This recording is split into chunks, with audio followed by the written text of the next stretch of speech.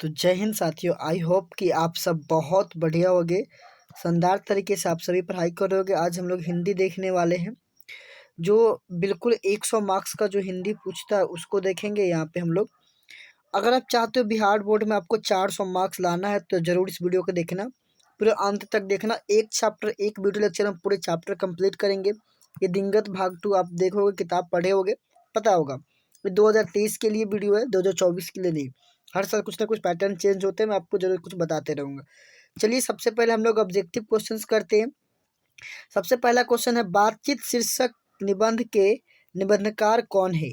आप सभी जानते हैं बातचीत शीर्षक निबंध के निबंधकार कौन है। ऑप्शन ए दिया है बालकृष्ण भट्ट, ऑप्शन बी दिया है भगत सिंह, ऑप्शन सी दिया है मोहन राकेश, ऑप्शन डी दिया है उदय प्रकाश।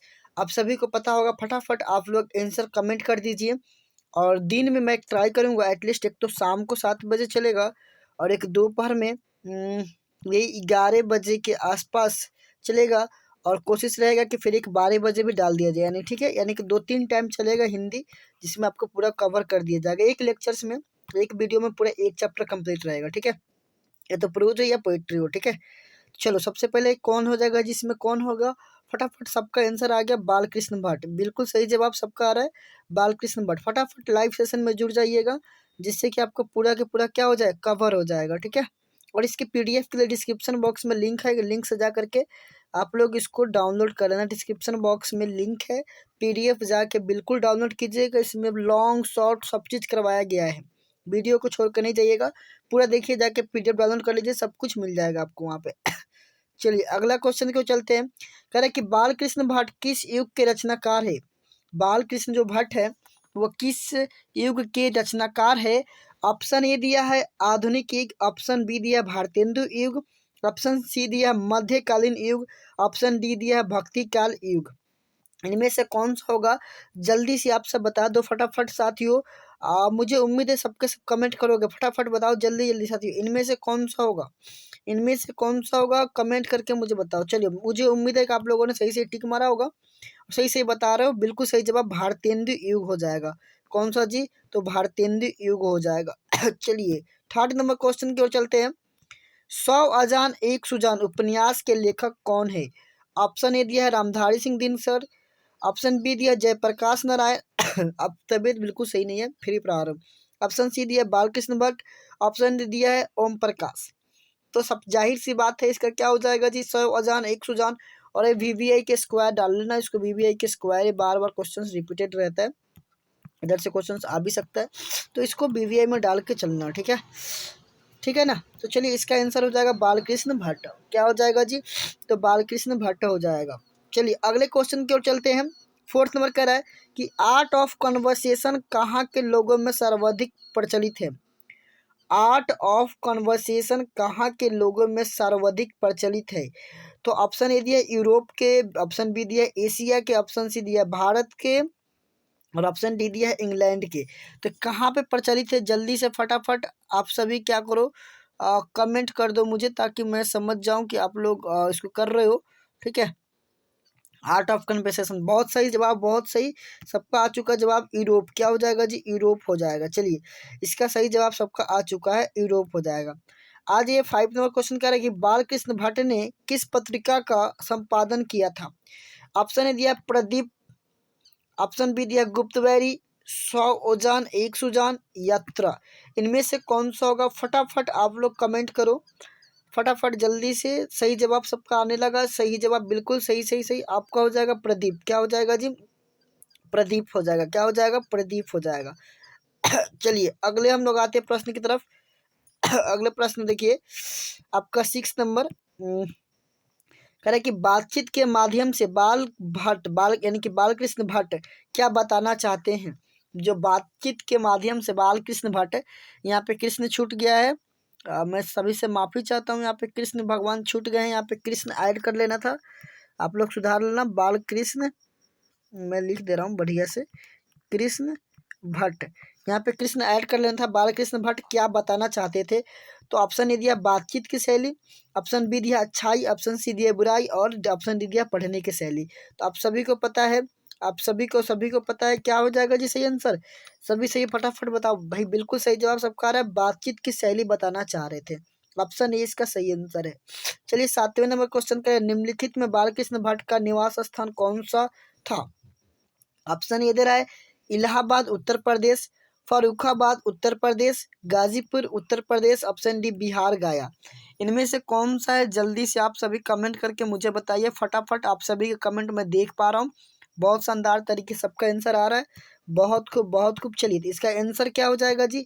इसका आंसर ए हो जाएगा इलाहाबाद उत्तर प्रदेश। मैंने ऑप्शन में बताया था इलाहाबाद कौन सा जी? उत्तर प्रदेश। चलिए 8 नंबर क्वेश्चन कह रहा है, 8वां नंबर क्वेश्चन, बाल कृष्ण भट्ट एंट्रेंस परीक्षा कब उत्तीर्ण की थी? ऑप्शन है 1867, 1872, 1870, 1854।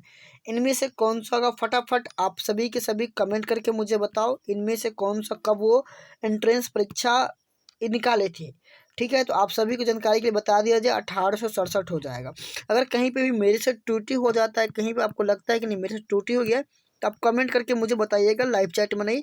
आप ऐसे मुझे कमेंट कर दीजिए, क्योंकि लाइव चैट पढ़ने में बहुत टाइम लग जाता है मुझे। फिर कमेंट कर दीजिएगा जहाँ से मैं खोज के पता कर पाऊँ हाँ क्या प्रॉब्लम है। ठीक है चलिए अगला जी 9 नंबर क्वेश्चन कह रहा है कि बाल कृष्ण भट्ट द्वारा कौन सा उपन्यास रचित है? बाल कृष्ण भट्ट द्वारा कौन सा उपन्यास रचित है? हमारी घड़ी, जैसा काम वैसा परिणाम, नई रोशनी का बीज, डी दिया सीता वनवास। तो इनमें से कौन सा होगा? फटाफट बताइए आप लोग। कमेंट का जो आपका सिलसिला वो रुकना नहीं चाहिए। हाँ बिल्कुल सही जवाब आ रहा है सबका। क्या हो जाएगा जी? हमारी घड़ी। कौन से उपन्यास रचित है? तो कौन सा हो जाएगा जी? हमारी घड़ी। चलिए अगला ये 10 नंबर क्वेश्चन, 10वां नंबर क्वेश्चन, बहुत शानदार क्वेश्चन आपके स्क्रीन पे है। करे कि बाल कृष्ण भट्ट के पिता कौन थे?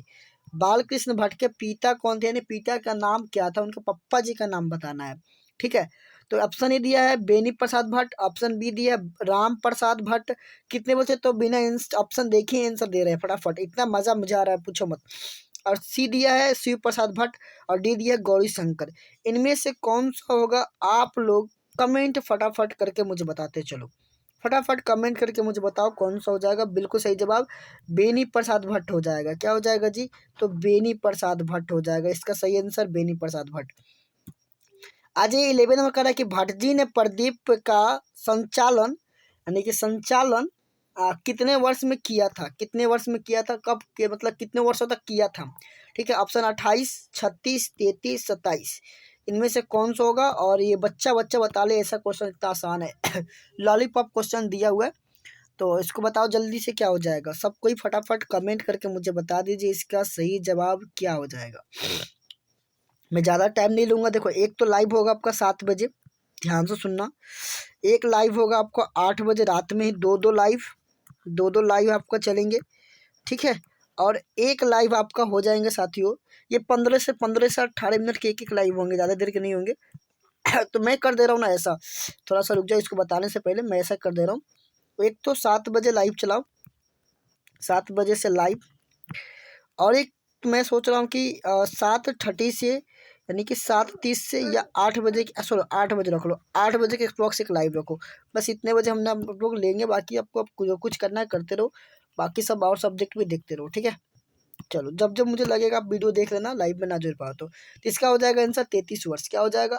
33, 33 वर्ष में किया था। ठीक है, कह रहा है कि बालकृष्ण भट्ट का जन्म कब हुआ था? ऑप्शन ए दिया है 23 जून 1844, 1805 अप्रैल, 22 अप्रैल 1805, यानी कि 22 अप्रैल 1805 को, 21 मई 1812, 15 जनवरी 1806। तो इनमें से सही जवाब आपका जो हो जाएगा ऑप्शन नंबर ए 23 जून 1844। क्या हो जाएगा जी? तो 23 जून 1844 हो जाएगा। समझ पा रहे हो तो मुझे एक बार कमेंट करके मुझे बताओ कहाँ सर मुझे समझ में 23 जून 1844 हो रहा है। अगला जी कह रहे 13 नंबर की बाल कृष्ण भट्ट की मृत्यु कब हुई थी? बाल कृष्ण भट्ट की मृत्यु कब हुई थी? तो ऑप्शन ए दिया है 20 जुलाई 1914। क्या हो जाएगा जी? 20 जुलाई 1914 में हुई थी। कब हुई थी जी? तो 20 जुलाई 1914। आज ये 14 नंबर कह रहा है क्वेश्चन, बाल कृष्ण भट्ट की माँ का नाम क्या था? बाल कृष्ण भट्ट की माँ का नाम क्या था? क्या था जी? ऑप्शन ए दिया सवित्रा देवी, ऑप्शन बी दिया पार्वती देवी, ऑप्शन सी दिया राधिका देवी, ऑप्शन डी दिया श्यामा देवी। तो इनमें से कौन सा हो जाएगा? आप सभी जानते हैं इनका मम्मी का नाम क्या था, इनकी मम्मी जी का नाम क्या था जी? बताइए जल्दी से, आप सभी कमेंट रुक गया आपका। हाँ बिल्कुल सही जवाब पार्वती देवी। हाँ बिल्कुल बिल्कुल सही जवाब, आपने वही सही सोचा, सही लिखा पार्वती देवी।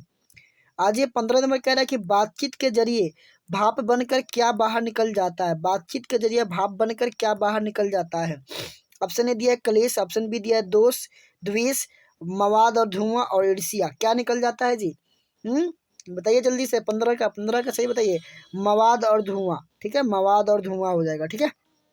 आज ये 16 नंबर क्वेश्चन कह रहा है कि बाल कृष्ण भट्ट जी ने किस शब्दकोश का संपादन किया? अंग्रेजी शब्दकोश, उर्दू शब्दकोश, संस्कृत और हिंदी शब्दकोश।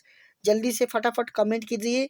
मैं ज़्यादा समय नहीं, बल्कि मैं चाहता हूँ 15 से 20 मिनट के अंदर में क्लासेस को एंड करने के लिए। चलिए फटाफट फटाफट, एकदम शानदार तरीके से सबका आंसर आ रहा है। चलिए बहुत खूब बहुत खूब। हाँ, क्या हो जाएगा जी? हिंदी शब्दकोश का वो संपादन किए थे। चलिए 17 में कहें मनुष्य में डॉट डॉट डॉट ना होती तो हम नहीं जानते कि गूंगी सृष्टि का क्या हाल होता है। कौन सा जी? तो वाक शक्ति, ऑप्शन बी दिया चलने की शक्ति, ऑप्शन सी दिया है सोचने की शक्ति, समझने की शक्ति। कौन सा शक्ति जी? तो हाँ बिल्कुल सही जवाब आपका ऑप्शन ए हो जाएगा, वाक शक्ति। चलिए 18 नंबर क्वेश्चन करें, असल बातचीत सिर्फ दो व्यक्तियों के बीच हो सकती है, यह किसका मत है? असल बातचीत सिर्फ दो व्यक्तियों के बीच हो सकता है, यह किसका मत है? बिल्कुल सही, जल्दी जल्दी बताइए फटाफट। Option A Bhatt ji, Edison, Tukaram, Gandhi ji. बताइए जल्दी से कौन सा हो जाएगा जी? कौन सा? बिल्कुल सही सही जवाब आना चाहिए। और ये मैं शॉर्ट नोट्स में लिखवाया भी था बोर्ड पे, आई थिंक बच्चों कमेंट कर लेना चाहिए। तो एडिसन हो जाएगा। क्या हो जाएगा जी? एडिसन। चलिए 19 नंबर का, बात करने का हुनर किसके पास है? अमेरिका वासियों के पास, जापानियों के पास, यूरोप के लोगों के पास, या हमारे पास? इनमें से कौन सा सही जवाब है? सही सही बताइए जल्दी से फटाफट। तो मुझे उम्मीद है जहाँ तक ये हो जाएगा यूरोप के लोगों के पास होना चाहिए, ठीक है। तो जो बात करने का सबसे अच्छा हुनर किसके पास है जी? तो वह यूरोप के लोगों के पास। आज ये 20 नंबर क्वेश्चन ध्यान से देखिए। 20 नंबर कह रहा है कि सच है जब तक मनुष्य बोलता नहीं तब तक उसका प्रकट नहीं होता। क्या? अच्छाई, बुराई, गुण, दोष, या इनमें से कोई नहीं? तो क्या चीज़ प्रकट नहीं होता है जी? जब तक वो बोलता नहीं है, जब तक उसका गुण दोष। क्या चीज़ भाई? गुण दोष प्रकट नहीं होता जब तक वो बेचारा बोलता नहीं है।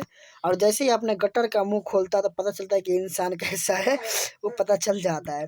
चलिए 21 नंबर कह रहा है कि रॉबिन्सन क्रूसो कितने वर्षों तक मानव मुख नहीं देखा? ये लिखवाया था मैंने।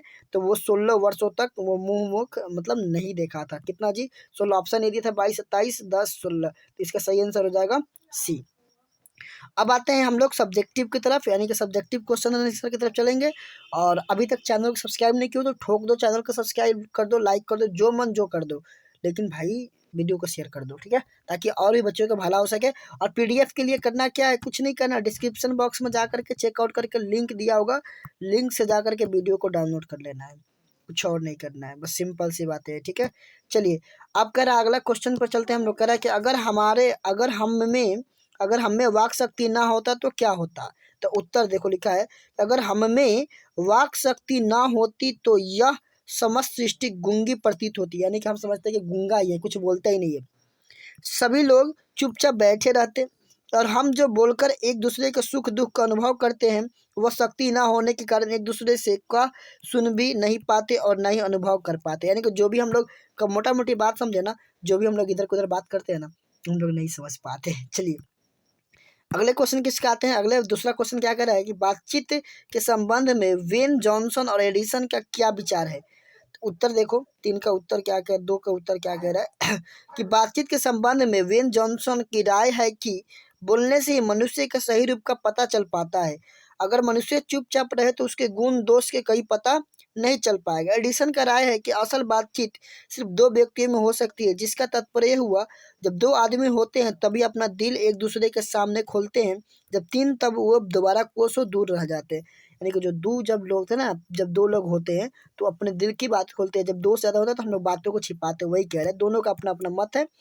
आप लोग फटाफट इसको लिख लीजिएगा मन करे तो, अदरवाइज ऑफलाइन के बच्चों को लिखने की जरूरत नहीं है, ऑनलाइन के बच्चे लिख लेंगे, ऑफलाइन वालों को नोट्स मिल जाएंगे, आप लोगों को नोट्स मिल जाएंगे, घबराना नहीं है आपको, ठीक है। ऐसे ऐसे इसको आपको याद कर लेना, देखते रहना है। तबीयत तो पूरी खराब है, लेकिन बताना मेरा फर्ज है। 3 नंबर कह रहा है कि आर्ट ऑफ कन्वर्सेशन क्या है?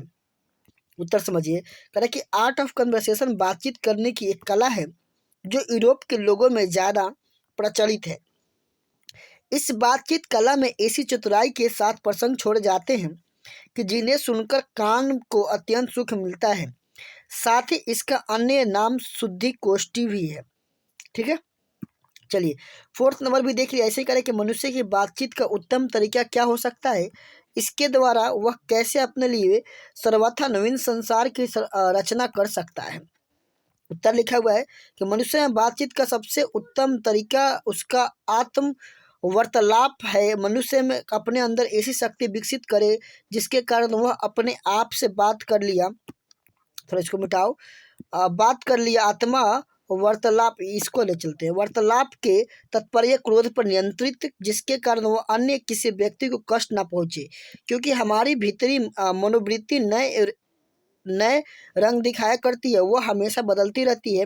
इंसान को चाहिए कि अपनी जिहान को काबू में रखे कर मधुरता से भरी वाणी बोले, जिससे ना किसी को कुटता लगे और ना बैर, उससे दुनिया खूबसूरत हो जाएगी। और बातचीत का ही सबसे उत्तम तरीका है, यानी कि कह रहा है कि जो भी बातें करें ना, उससे ऐसी ऐसी बात को जुबान से निकाले जिससे किसी अगला व्यक्ति को दुख संकट कुछ भी ना पहुंचे। चलिए अब हम लोग देखेंगे व्याख्या वाला पार्ट। व्याख्या करना है जो कि इम्पोर्टेंट है, 2 व्याख्या देख लेंगे। चलिए व्याख्या वाला भी देख लेते हैं टोटल कंप्लीट। व्याख्या में कह रहा है आप मैं कहूँगा कि इसको ना आप लोग स्क्रीनशॉट ले लीजिएगा, ठीक है। मेरा हालत ख़राब है तो स्क्रीनशॉट फटाफट ले लीजिए, इसमें कुछ करना नहीं, आंसर शीट बनाना नहीं है।